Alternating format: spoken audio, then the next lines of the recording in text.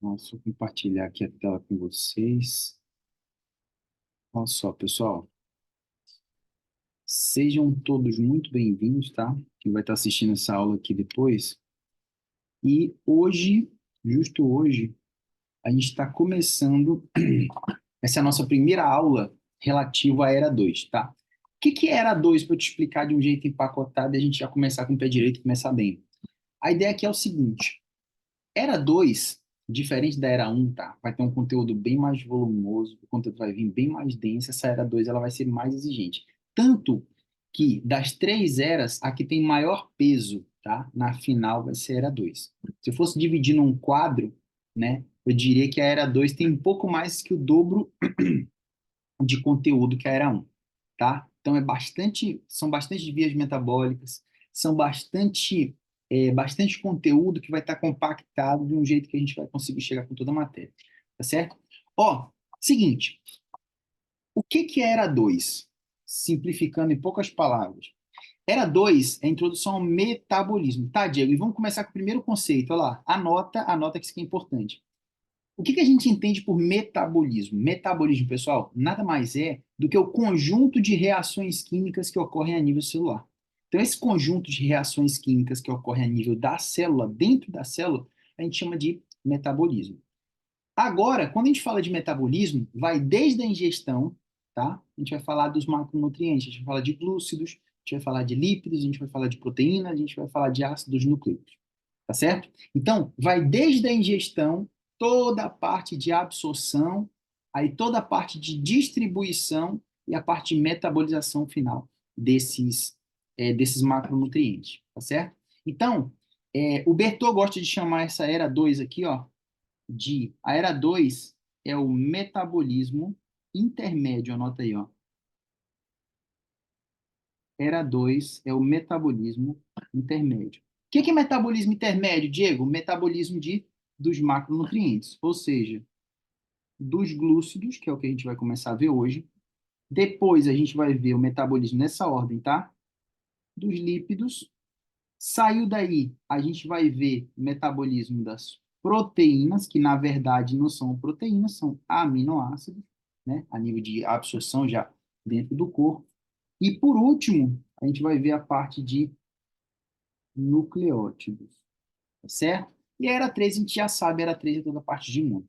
Então, hoje a gente vai começar com esse aqui, ó. A gente vai começar com introdução ao metabolismo dos glúcidos, ó. Só de glúcidos tem bastante coisa.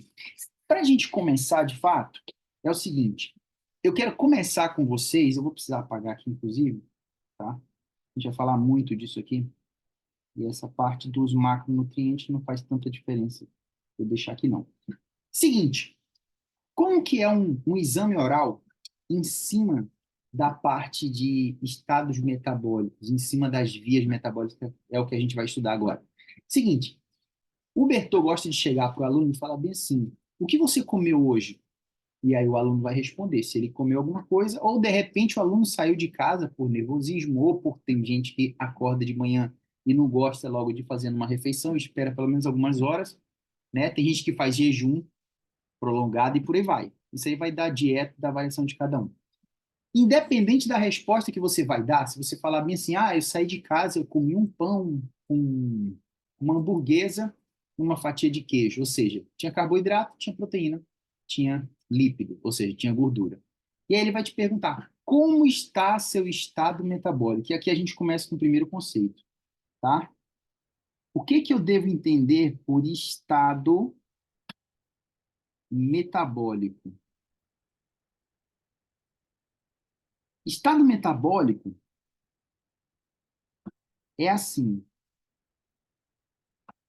um determinado grupo de vias metabólicas vão estar ativas, certo? No nosso organismo. E um outro grupo vai estar inativo, ou vai estar desacelerado ou enlentecido. A gente vai ver isso com calma, porque explicando assim parece um pouco abstrato.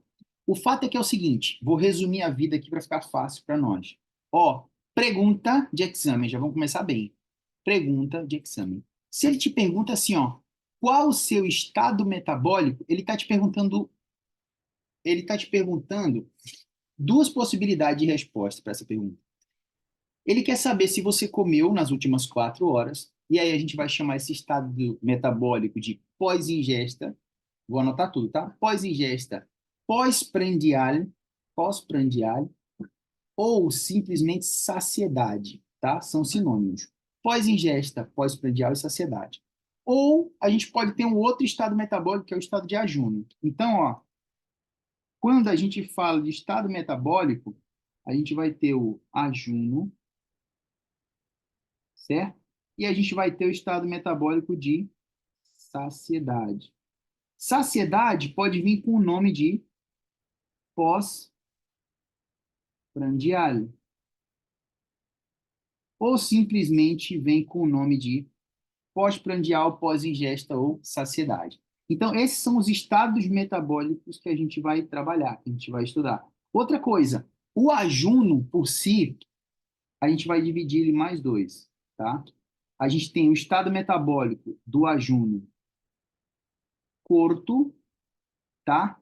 Cuidado bem aqui, dependendo do livro, se tu pegar o Harper, se tu pegar o Blanco, dependendo do tipo de livro que você pega, ele vai ter variação no tempo, tanto que isso não se pergunta. Mas o ajuno curto, ele vai ser até mais ou menos entre 8 e 12 horas, aí, tá? Desde a última refeição.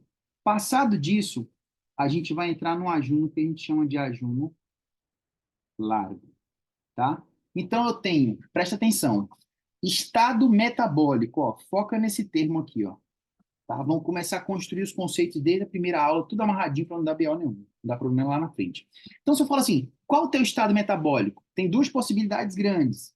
Ou você está em ajuno, ou você está em saciedade, certo? Primeiro ponto importante aqui, ó, sobre generalidade ainda. Em ajuno, vai predominar, olha só, no ajuno, a gente vai ter uma grande participação aí, ó, do glucagon. Daqui para frente, glucagon e insulina vai ser a conversa que vai definir o nosso estado metabólico. Então, eu tenho dois estados metabólicos, ajuno e saciedade. Em saciedade, vocês já estão cansados de saber que qual é o hormônio que predomina? É o hormônio mais anabólico do corpo. Quem é? A insulina. Ponto.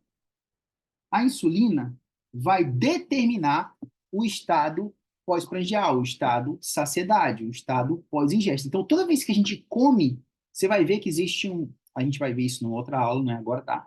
Um mecanismo chamado secretagogo de insulina, que é feito pelas células beta do pâncreas. A gente vai ver com calma, tá? Então, se eu falo saciedade, qual é o hormônio predominante? Fala para mim. Insulina, ponto. Se eu falo em ajuno, eu vou ter um glucagon como principal hormônio do ajuno e eu vou ter mais a participação da adrenalina. Ó. Só que tem um detalhezinho que eu quero que você guarda isso aqui pode ser pergunta de prova. Isso aqui é muito importante no oral também. O hormônio do ajuno, por excelência, tá? O hormônio do ajuno, por excelência, é o glucagon. O hormônio da saciedade, por excelência, é a insulina. Ponto. Acabou. Agora, para ajudar nesse ajuno, a gente vai ter a participação lá da médula, da suprarrenal, que vai liberar adrenalina e nora. Agora, o que eu quero te chamar a atenção é o seguinte: no ajuno largo, vou colocar um asterisco bem aqui, ó. No ajuno largo, eu tenho um incremento de um terceiro hormônio que vai potencializar essa via metabólica. A gente vai entender com calma depois, porque ele faz indução gênica. Lembra das regulações? Ele faz indução gênica numa enzima marca-passo importante lá da gluconel, que é a PepCK. A gente vai ver depois. PepCK. Então, assim, ó, devagar. Estado metabólico, ajuno, saciedade. Quando eu digo que está em ajuno, é porque você está muitas horas sem comer, certo? Quem que é o hormônio do ajuno por excelência? Glucagon. Vai ter incremento de adrenalina. No ajuno largo, anota isso que é pergunta de prova, no ajuno largo, eu vou ter um incremento de um terceiro hormônio que vai ser o cortisol, tá? Então, deixa eu entender, Diego. O cortisol vai tender a estar muito alto no ajuno largo, sim. Porque o cortisol, você vai ver que ele é um hormônio hiperglucemiante. A gente vai conversar com calma em relação a isso aí. Então, tá claro, tá definido o que é metabolismo, conjunto de reações químicas que ocorrem a nível celular. Tá? A gente vai dividir em dois, um anabolismo e um catabolismo. O anabolismo é quando eu saio de substância simples para substância mais complexa, essas palavras já vieram em prova. E o catabolismo é o contrário, eu saio de uma substância, uma molécula maior, mais complexa, e quebro ela em moléculas mais simples. Geralmente, a quebra, essa hidrólise, ela libera energia, tá certo? Então, esses são estados metabólicos. Agora é o seguinte, vamos entender. Eu vou colocar aqui embaixo, assim, ó, ajuno versus saciedade, certo? Ajuno versus saciedade. Por quê? Agora a gente vai aprender o seguinte, ó. Daqui para frente a gente vai aprender uma determinada via metabólica. Diego, o que que é uma via metabólica? É um conjunto de reações químicas, por exemplo, a gente vai ver a glucólise, vai ser a primeira que a gente vai estudar.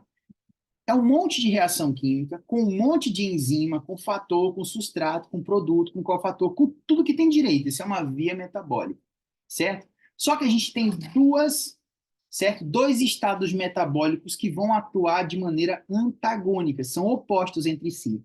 Não tem como estar nos dois. Ou você não comeu e está em ajuno, ou você comeu e está em saciedade, certo? Tá. Agora, de importante aqui, ó, a gente vai ter o seguinte, ó, na saciedade, eu vou ter uma primeira via, tá? Que é uma via clássica, que é a via da glucólise. A gente vai ter uma aula só sobre glucólise, as enzimas marca-passo, como é que regula, tá? Quando é que ela está ativa, a gente vai ver tudo isso. O fato é que é o seguinte, a glucólise, lisis, aqui, ó, significa quebra, tá? Lise significa quebra. Glucólise, então quebra de glucose.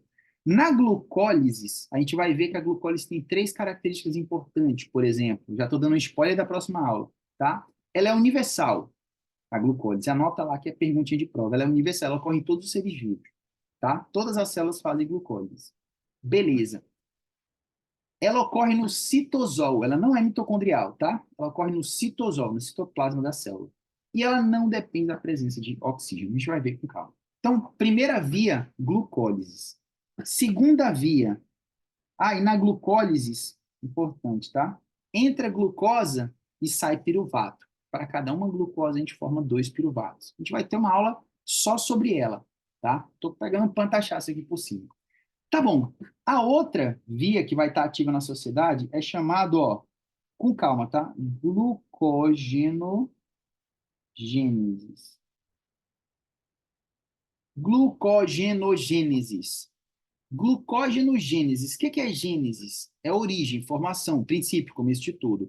Glucógeno é glucógeno, então é a gênese, é a formação de glucógeno, tá? Quando é que eu quero formar? Quando é que eu quero guardar glucógeno? Quando tem muita glucose no sangue, ou seja, pós-ingesta. Mais uma via da saciedade, tá? Terceira via, a famosa via de las, a gente vai falar muito disso aqui, tá? Via de las pentosas, certo? A via das pentosas é uma das vias da saciedade, uma das vias pós-ingesta. Quando é que eu vou fazer via das pentosas? Principalmente pós-ingesta. Agora a gente vai ver que tem exceção e tem tecido que se comporta diferente. E nem todo tecido faz todas as vias, tá? A matéria vai ficando bem específica ao largo do decorrer da Era 2. Beleza. Essas são as vias que a gente chama de vias da saciedade. Agora, a gente vai ver as vias do ajuno. Seguinte, primeira via do ajuno que é importante, a gente vai chamar ela de glucogenolisis. Cuidado, glucólisis é quebra de glucosa. Glucogenolisis é a quebra de glucógeno que foi armazenado quando você comeu, tá certo? Então, a glucogenolise, ou seja, glucógeno lisis, quebra de glucógeno, é uma das vias do ajuno. Cuidado, que a glucogenolise, ela só ocorre no ajuno curto. Não vão te perguntar quanto tempo, mas aproximadamente aí de 8 a 12 horas, tá? Para a maioria dos livros. Glucogenolisis. Outra via, essa daqui é famosona e sempre vem muita coisa sobre ela, que é quando a gente não está comendo nada, você está no ajuno já largo, tá? Que é essa próxima via que eu vou falar, E aí você aproveita, a partir de substratos não glucídicos, te acostuma com essa linguagem que ela vai repetir bastante. A partir de substratos não glucídicos, como alanina, como lactato, que vem do glóbulo roxo, como ácidos graxos, certo? Com glicerol, principalmente, que vem do triglicérido, certo? Em ayuno largo, a gente vai pegar esses componentes e formar glucógeno de novo. Então, a gente vai chamar essa via aqui, ó, de eu vou colocar bem grande aqui, ó, neogênese. Gluconeogênese. O que é gluconeogênese? É a formação de glucose, anota esse conceito que é pergunta de prova. A formação de glucose a partir de compostos não glucídicos. A gente vai ver com calma essas duas vias aí, tá certo? Cuidado que a gluconel, ela é do ayuno, ó, ayuno largo, tá? Mas já vou dar um spoiler também da próxima aula. Imagina que a célula, principalmente o fígado e o músculo, eles guardaram a quantidade de glucógeno. Só que você dormiu mais ou menos por 8 horas aí. 8 horas, teu cérebro estava funcionando, teu coração estava latindo, o pulmão estava respirando. Então, tem gasto de energia? Não tem? Tem gasto. Então, nessa situação, o teu glucógeno, a tendência de manhã é dele estar baixo, está muito baixo. Por quê? Chega uma hora que esse glucógeno ele praticamente se esgota. Antes dele esgotar, já entra a gluconeogênese. Essa é a diferença entre o ayuno curto e o ayuno largo. Vamos organizar. Glucógeno liso, eu vou quebrar o glucógeno, certo? Foi armazenado principalmente no fígado, no fígado e no músculo, perdão. E aí, a gente vai romper esse glucógeno. Isso no ayuno curto, no ayuno curto. Passado 8 a 12 horas, o ayuno está se estendendo demais. Aí a gente começa a utilizar outros substratos. Aí vem uma via onde a gente vai pegar principalmente lactato, alanina, tá? Glicerol, e a gente vai utilizar esses três principais como substrato a gluconel. Nel quer dizer novo. Aqui, ó. Gluconeogênese. Então, o que é gluconeogênese? Formação de glucose a partir de compostos não glucídicos, tá certo? E aí a gente vai falar agora de alguns tecidos. Por exemplo, a gluconel, eu já quero que vocês anotem agora, ó. Gluconel, ela só é feita no hígado, tá? O único tecido capaz de fazer gluconel vai ser o fígado, tá? A glucólise, tá? A quebra de glucose, ela vai ser muito comum pós-ingesta, ou seja, em saciedade, mas essa glucólise vai ser comum no fígado, tá? No fígado e principalmente no tecido adiposo. Por que tu tá falando isso, Diego? Porque eu quero que tu anote um detalhe. Apesar da glucólise, olha o que eu vou te falar agora, que é pergunta de prova isso aqui, ó. Pergunta de exame. E a pergunta é grande, tá? São aquelas que eu gostaria que tivesse me falado logo no primeiro dia. E aí depois a gente vai entendendo as coisas. Eu sei que para quem está pegando a matéria agora e tudo, parece que é muita coisa, né? A gente vai falando aqui, parece, mas tudo vai fechar para vocês, eu juro. Esse quebra-cabeça vai ter que fechar. Só que a gente precisa ver via por via separado para depois fazer uma aula chamada de integração metabólica. Quando eu fizer a integração, tudo vai fechar. Prometo para vocês, tá? Fechou para mim, vai fechar para vocês. A gluconel, ela é exclusiva do fígado, tá? Ela é uma via metabólica exclusiva do fígado. Por que eu te chamo a atenção para a glucólise? Porque é o seguinte, a glucólise ela vai ser comum pós-ingesta no fígado e no adiposo. Por quê? Porque a glucólise ela só vai ocorrer no músculo quando ele estiver em exercício. Cuidado, tá? Cuidado. E outro detalhe, a glucólise, ela tanto no ayuno quanto em saciedade, ela vai estar ativa em dois tecidos principalmente, que é o glóbulo roxo e é o cérebro, tá? Pera aí, Diego, deixa eu ver se eu entendi o que que tu tá dizendo para mim. Tu tá me dizendo que a glucólise é uma via da saciedade, é uma via da saciedade, mas cuidado com as exceções. Por exemplo, quem faz glucólise em saciedade? O fígado e o adiposo. Fígado e adiposo faz glucólise pós-prandial, saciedade. O músculo não é em saciedade. O músculo pós-ingesta, primeiro, A preferência do músculo é fazer glucogenogênese, é pegar e guardar esse glucógeno para eventos futuros, certo? No momento que você não vai estar comendo, tá? Já estou adiantando. Glucogenogênese. Quais são os dois tecidos que gostam de guardar esse glucógeno? Principalmente o fígado e o tecido muscular, certo? Fígado e músculo. Glucólises, a via mais famosa. A glucólise, ela vai ocorrer no músculo em exercício, tá? Músculo esquelético, estriado esquelético em exercício, certo? E pós-ingesta, não esquece, o músculo vai utilizar isso para guardar na forma de glucógeno. Como é que é o nome da via? Glucogenogênese, tá? Já estou te adiantando várias coisas. E outra coisa, no cérebro e no glóbulo roxo, a glucólise ela é permanentemente ativa, seja em saciedade ou em ayuno. Por quê? Porque, infelizmente, nem o glóbulo roxo, nem o cérebro não tem uma maneira de guardar essa glucosa, não guarda na forma de glucose, eles não têm capacidade de guardar para si próprio. Tá certo? Outra coisa, mais um spoiler que é pergunta de prova. Tudo que eu estou te falando aqui é o filé do filé do filé já mastigado, tá? Da matéria. Cuidado com isso que eu vou te contar agora. Olha só. Qual que é a diferença do tecido muscular e do fígado quando eles fazem glucogenogênese? Ou seja, quando eles guardam a glucosa na forma de glucógeno. A diferença é que o músculo não vai ter uma enzima chamada glucosa 6-fosfatase, depois nós vamos conversar sobre ela. E esse músculo, por não ter a glucosa 6-fosfatase, ele não consegue exportar. Aí, agora, eu não quero nem que tu lembre da enzima. Eu quero que tu guarde o seguinte. Guarda a seguinte informação, ó. O músculo, ele é... Como que diz? O músculo, ele não é um distribuidor, ele é egoísta. É isso que eu quis lembrar, essa palavra. O músculo, ele é egoísta. Quando ele pega toda a glucose que ele pega para ele guarda na forma de glucógeno para utilizar em eventos futuros. Certo? Diferente do fígado. O fígado já tem a enzima que a gente mencionou, que é a glucosa 6-fosfato-fosfatase. Então, o fígado ele vai ser o distribuidor. Então, uma das funções mais importantes que vão te perguntar do fígado durante o ajuno é simples.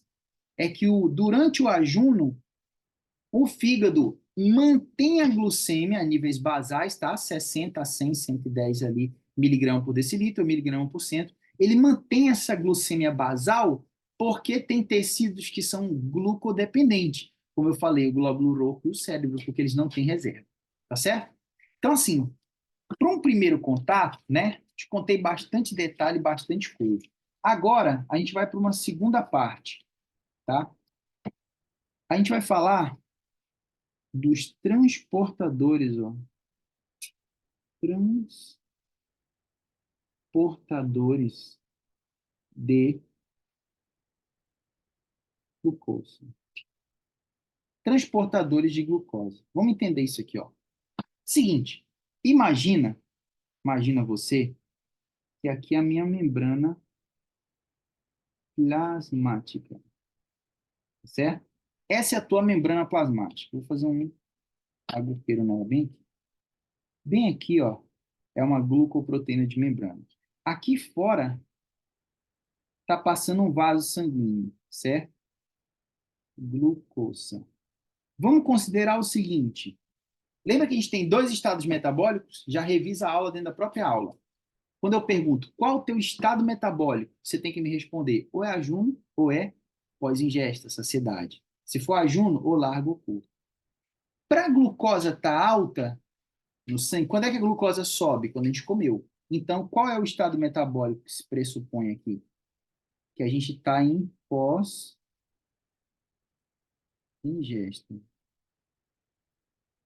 Pós-ingesta.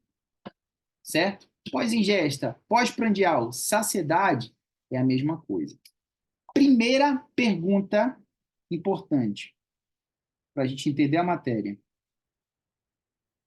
Como é que a glucosa consegue entrar na célula? Porque a glucosa ela precisa sair da corrente sanguínea e ela vai entrar dentro da célula. Essa glucosa ela vai ter que passar por uma glucoproteína de membrana que são chamados transportadores, ó. Transportadores. O que são esses transportadores? São os glúteos, tá? A gente vai numerar esses glúteos aqui, ó. Glúteo 1, glúteo 2, glúteo 3, glúteo 4, glúteo 5. Glúteo 1 está principalmente no cérebro, no glóbulo roxo. Glúteo 2 está no fígado, na célula beta do pâncreas. Glúteo 3 está no enterocito, ou, perdão, o glúteo 2 está no enterocito também. O glúteo 3 está tanto no cérebro quanto no glóbulo roxo, igual ao glúteo 1, tá? O glúteo 4 está principalmente no músculo e no tecido adiposo, e o glúteo 5 é exclusivo da glucose, tá? Você não tem que saber do jeito que eu falei, eu vou anotar cada um deles, tá certo? A glucosa, aqui, ó, essa glucosa, para ela permanecer dentro da célula, preste atenção nos detalhes, tá? Para ela permanecer dentro da célula, ela precisa ser fosforilada. Glucosa 6-fosfato. Essa glucosa foi fosforilada. Quem fosforila essa glucosa são duas enzimas, a hexoquinasa ou pode ser a glucoquinase, certo? Qual que é a diferença entre hexoquinase e glucoquinase? Tem uma pergunta de prova bem aqui, ó. A hexoquinasa está na grande maioria dos tecidos periféricos. A glucoquinasa, ela está no hígado, tá? Então, hexoquinase está na maioria dos tecidos periféricos, glucoquinase está principalmente no fígado, é exclusivo do fígado. Outra coisa, a hexoquinasa, ela fosforila outras hexosas, como diz o nome, ó, hexoquinase. Quinase quer dizer que fosforila, hexo no carbono 6, certo? Então, ela fosforila outras hexosas. Agora, a glucoquinase, como o próprio nome diz, gluco, ela só fosforila glucose. Então, segunda diferença entre elas, tá certo? E a terceira diferença é que a glucoquinase ela é induzida genicamente por insulina e a hexoquinase não. Ela é constitutiva, ela é uma enzima constante. Essas três diferenças entre glucoquinase e hexoquinase já foi pergunta de prova várias vezes em várias faculdades, tá? Eu só te avisando. Agora, vamos direto para o que interessa. Então, a pergunta é como, olha só, como que a glucosa ingressa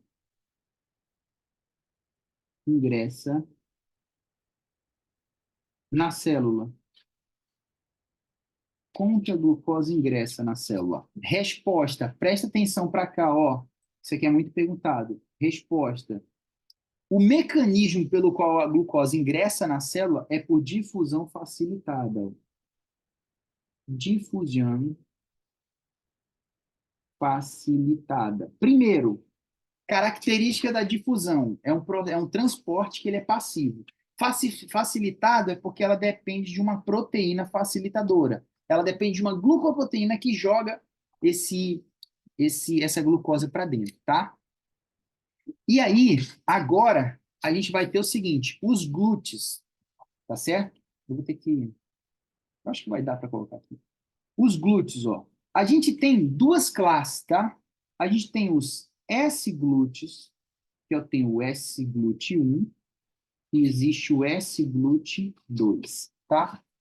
O que é o S-glúteo? S é de sódio, tá?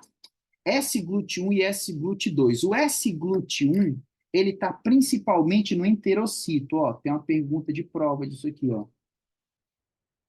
E o S-glúteo 2 está no rinhão, tá? O que são o S-glúteo 1 e S-glúteo 2? Presta atenção que tem uma pergunta aqui, ó. Eles são chamados de cotransportadores. O S é de sódio, sódio-glucosa. Então, é considerado um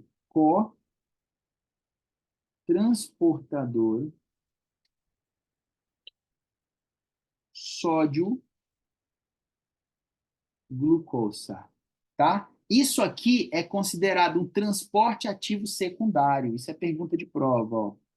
Esse é um transporte ativo secundário. Para quem não lembra, tá? Ele aproveita que a glucose está a favor do gradiente e ele pega o sódio, tá? E aproveita e já transporta. Então, a gente chama cotransportador sódio-glucosa. Ele é considerado um transporte ativo secundário. É o máximo que vão te perguntar, tá? O S-GLUT1 é um sódio-glucose, o S-GLUT2 também. A diferença deles é a ubicação, tá? O S-GLUT1 está principalmente no enterocito, tá?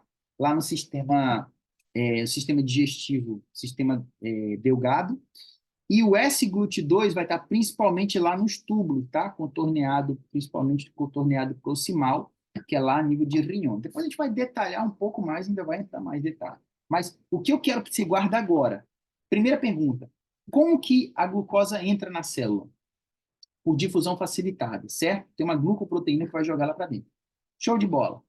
E agora, existem duas classes, tá? Os GLUT, simplesmente GLUT, e os S-GLUT. Eu falei dos S-GLUT. S significa sódio-glucosa. Então, o S-GLUT1 está principalmente no sistema entérico, lá no enterocito, tá? A primeira posição ali no intestino delgado.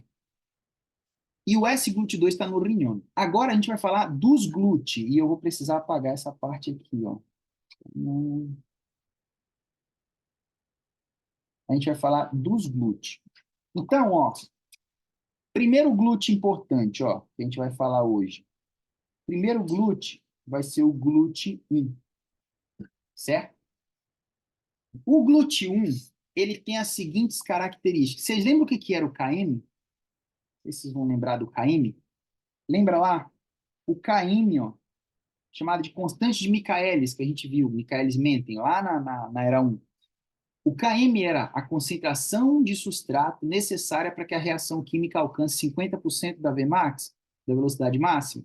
Então, o GLUT1, ele tem um alto KM, perdão, ele tem um baixo KM, tá? Vou contar aqui.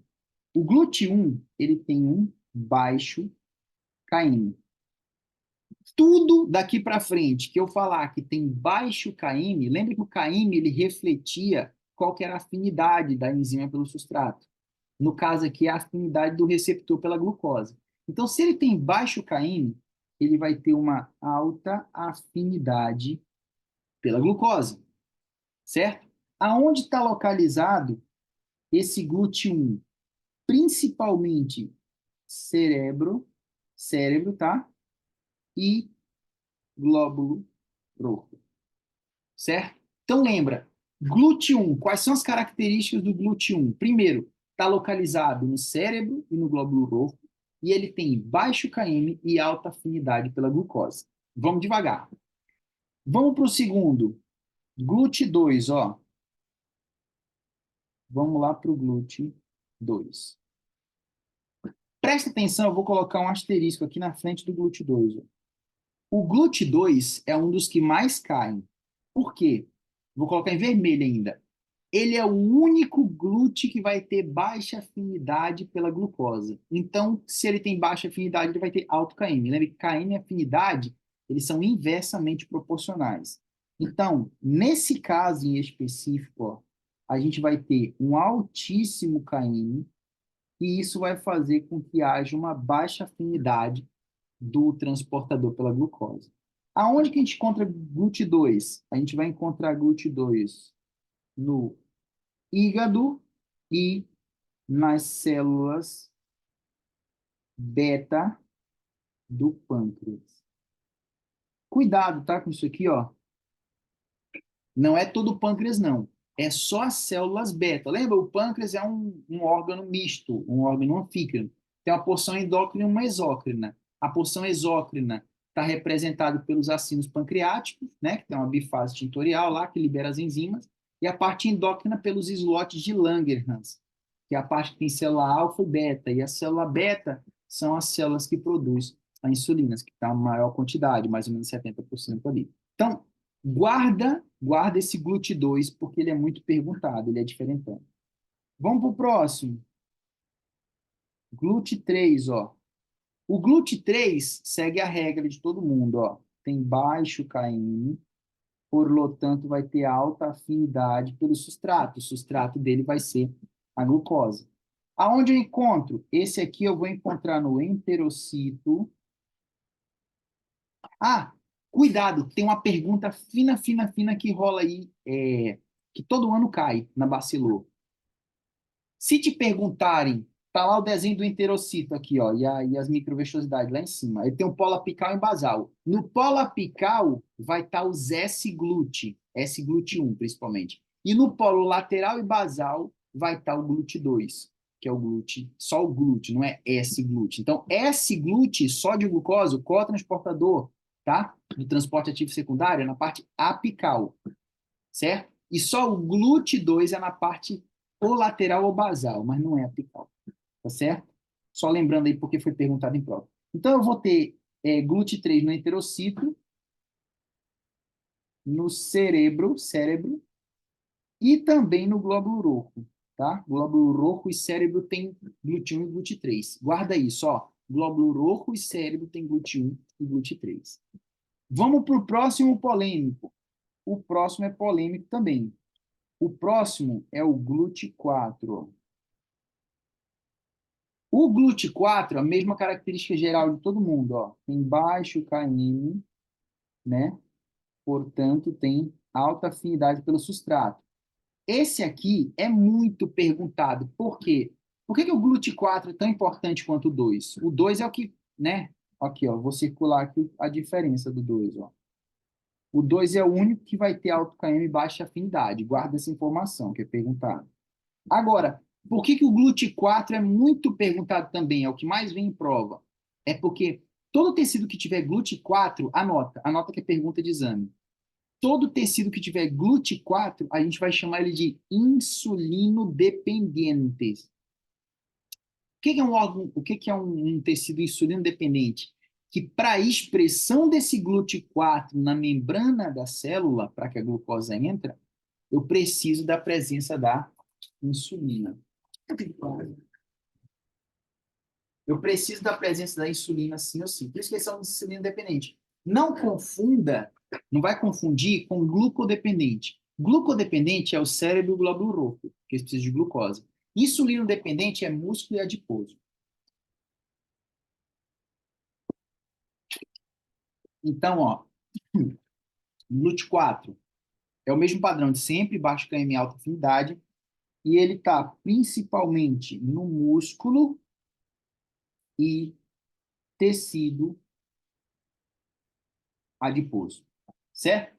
E para finalizar, o menos cobrado, menos perguntado de é o GLUT 5. Tem a mesma característica, baixo km, alta afinidade. E o que eu quero que tu guarda agora é que o GLUT 5 ele é específico da fructosa, tá? GLUT 5 ele vai ser específico da glucose. Então, presta atenção para cá, vamos dar um pantachaço do que a gente já viu. Ó, a gente viu que a era 2 é o quê? Introdução ao metabolismo, certo? A gente viu o conceito de metabolismo, conjunto de reações químicas que ocorrem a nível celular. Aí eu vou dividir em dois. Anabolismo, quando eu saio de substância simples e formo substância mais complexa, e o catabolismo, que é o contrário, quando eu saio de uma substância complexa e gera uma substância mais simples. O segundo, ele libera energia. Tá. O que eu entendo por estado metabólico? Estado metabólico, eu tenho dois. Tá? O estado metabólico vai definir como estão as vias metabólicas. A gente vai estudar lá na frente. Então, a gente deixa essa perguntinha mais para lá. O fato é que, se eu te pedir quais são os estados metabólicos, você tem que me responder ou é pós-prandial, pós-ingesta, ou é ajúnias, certo? Ou é pós-prandial ou é ajúnia. No ajuno, quais são os hormônios que vão predominar? Glucagon. Glucagon é, por excelência, o hormônio do ajuno. E insaciedade, insulina. Agora, lembra que lá no ajuno, tá?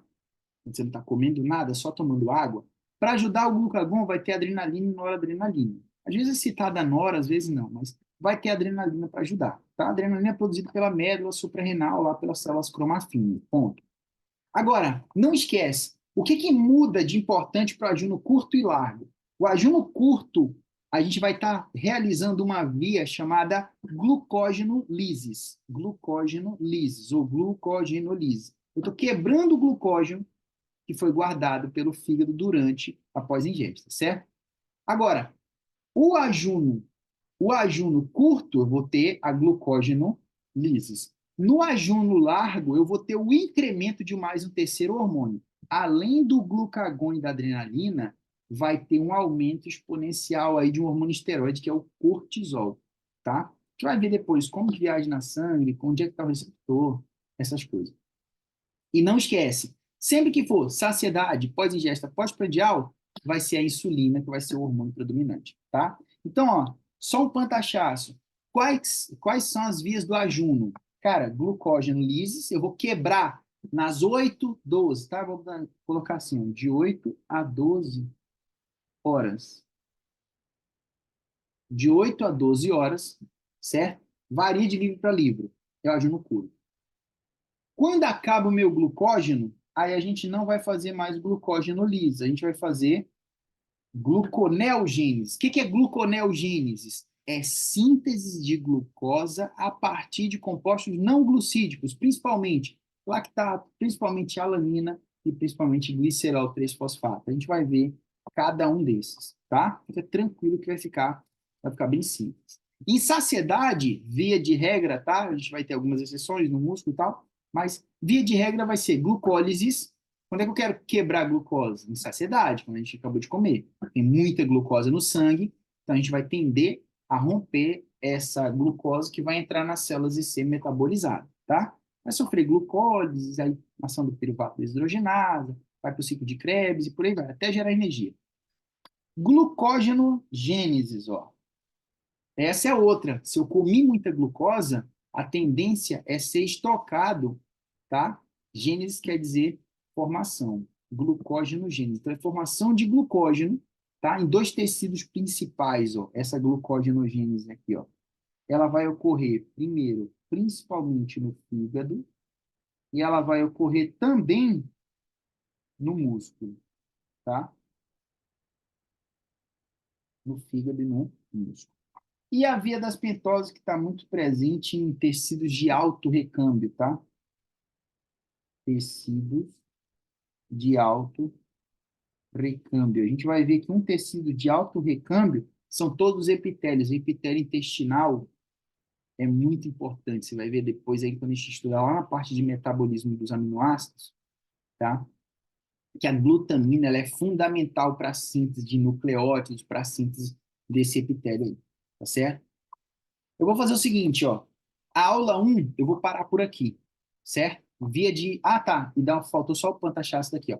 E a aula 1 a gente vai encerrar por aqui. A gente viu generalidade, que é estado metabólico, ajuno, saciedade, alguns tecidos, qual via metabólica tá mais ativa em saciedade, qual está ativa em ajuno. A gente viu quem são os hormônios predominantes e a gente viu como que a glucosa entra na célula. Como que a glucosa entra? Por difusão facilitada, através dos glúteos. Mas não esquece, tem uma outra classe chamada S-glute. S quer dizer de sódio. São chamados de cotransportadores sódio-glucosa. Aí eu tenho dois, o S-glute1 e o S-glute2. O S-glute1 está principalmente no heterocito, na parte apical, pergunta de exame. Pergunta de exame. Na parte apical tem o S-glute1. Na parte basal, a gente vai ter só um glúteo, que é o glúteo2. Tá? O glúteo2 está presente aí também no enterocito, tá? Ah, corrige uma coisa aí para mim, ó, enquanto dá tempo. Esse enterocito, ó, corrige aqui, ó, enterocito. Joga enterocito aqui em cima, ó. É no glúteo2, tá? Coloca aqui, ó, enterocito. Porque isso aqui é pergunta de prova, tá? Perdão, eu coloquei no glúteo 3, é no glúteo 2. Tá bom? Então, ó, a glucosa ingressa na célula através dos glúteos por difusão facilitada ou por um cotransportador sódio-glucose, no caso dos S-glúteos. O ponto mais importante, todos os glúteos, todos eles, são de baixo km e alta afinidade, exceto o glúteo 2, tá? O glúteo 2 vai ser o único que tem baixa afinidade. Então, se tem baixa afinidade, tem alto km. Essas são as características dele. O que é importante saber? Glúteo 1 está no cérebro e glóbulo roxo. O glúteo 3 também. Glúteo 2 está no fígado, hígado e célula beta do pâncreas. E no enterocito, tá? Na parte mais basal. Pergunta de exame, de choice. O glúteo 3, mesma coisa, glóbulo roxo e cérebro. O glúteo 4, ele é um dos mais perguntados em prova. todo tecido que tem GLUT4, ele é chamado de insulino dependente. Significa que lá no mecanismo de transdução de señales da insulina, no final, aquela PKB, lembra? Ela fosforilava um GLUT4 e esse GLUT4 subia para a membrana e aí a glucose conseguia ingressar dentro da célula. E o GLUT5, eu só quero que você saiba que ele tem as mesmas características. Baixo km, alta afinidade, e ele é exclusivo da frutose, tá certo? Gente, ó, então, encerro por aqui, tá? Eu vou deixar aqui nessa altura, porque aí na outra aula eu já venho com a parte de glucólises, glucogenogênese, glucogenolísis, gluconel, que é metabolismo de carboidrato, de glúcido, tá certo? Então, gente, essa foi a nossa primeira aula, tá? Sejam muito bem-vindos, obrigado a vocês por colocar essa responsabilidade nas minhas mãos e vamos que vai dar tudo certo, tá bom? Qualquer dúvida, só me mandar mensagem lá que eu vou estar respondendo vocês. Tchau, tchau, até a próxima e bons estudos.